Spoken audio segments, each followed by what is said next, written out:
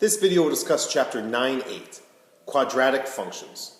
So quadratic functions will form a parabola, and they are written in the form of ax squared plus bx plus c equals 0. And I'm going to show you a couple of examples of a quadratic formula or a quadratic function.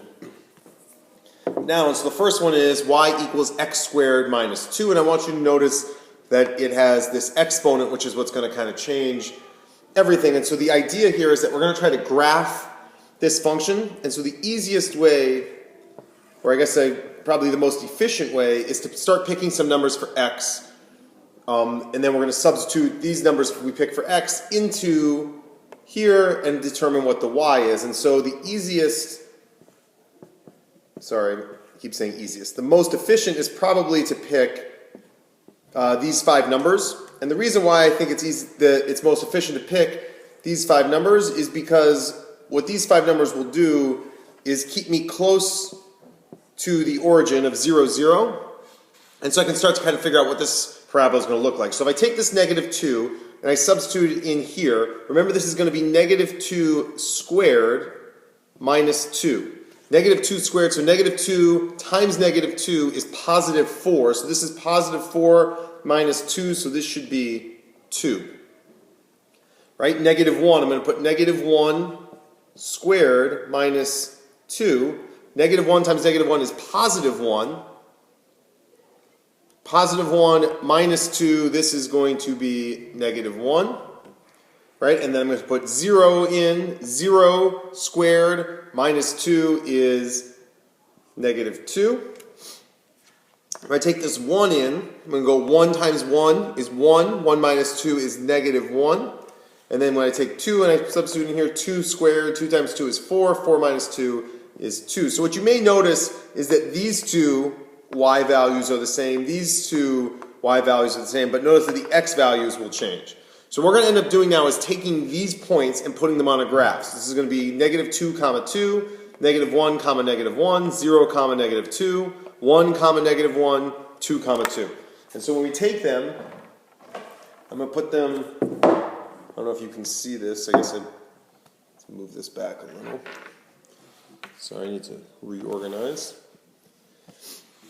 So I'm going to take the first point, which was negative 2, 2, so I'm going to go over negative 2, so it's 1, 2, and then down 2, which would put me here. Okay, I'm going to go negative 1, negative 1, so that's negative 1 would be, I'm sorry, I made a mistake on that. It should be negative 2, so I'm looking at the wrong thing. Let me come back to this, show you, so you make sure you don't make the same mistake I am. It's negative 2 comma 2, negative 1, 0, negative 2. So I did negative 2, negative 2, I apologize. So this should be negative 2, positive 2, which would be here, right? Negative 1 would be here. 0, negative 2 would be here. 1, negative 1 is here. And then 2, 2 is over 2 and up 2 would be here. Right? And so now to connect these, keep in mind this is not going to be a straight line. This is going to essentially create a U, or what may look more like a V.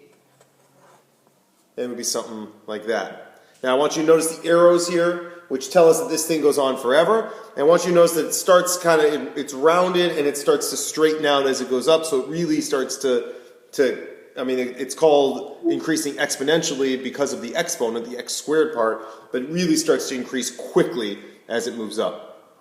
Okay, but don't forget to put these arrows on because otherwise it looks like it stops somewhere.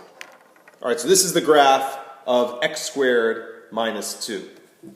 Now I'm going to erase this because I'm going to do another graph. Give me 1 second. I'm sorry. I only have one of these boards that's made of graph paper. Or it's made like graph paper and made of graph paper. All right, so the next example would be a problem like this one, y equals negative x squared. So you got to be careful because what a lot of people do is they forget that this is x squared times negative 1.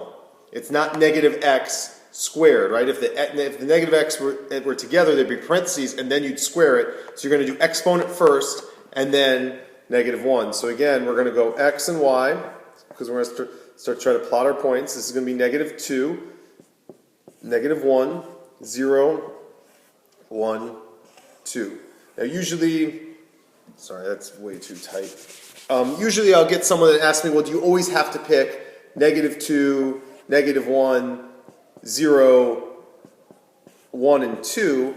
You don't necessarily always have to pick them.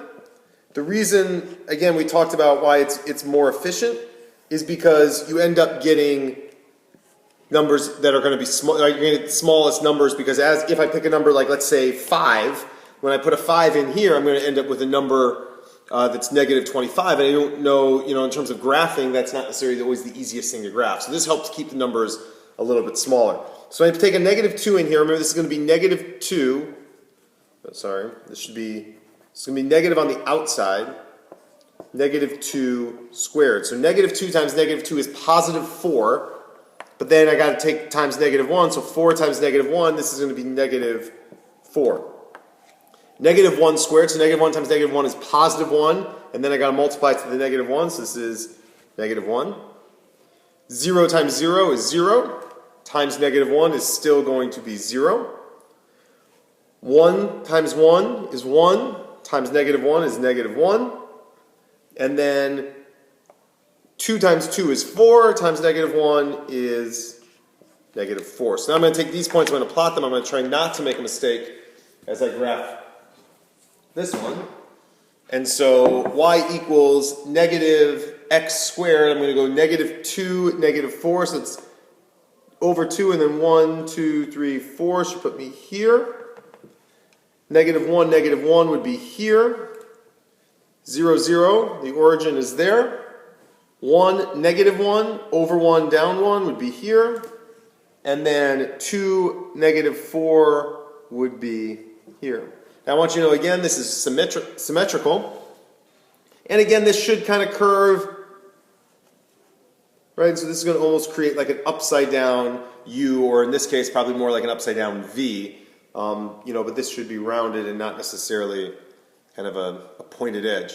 Okay, and again, I want you to notice the arrows, because this thing does go on forever.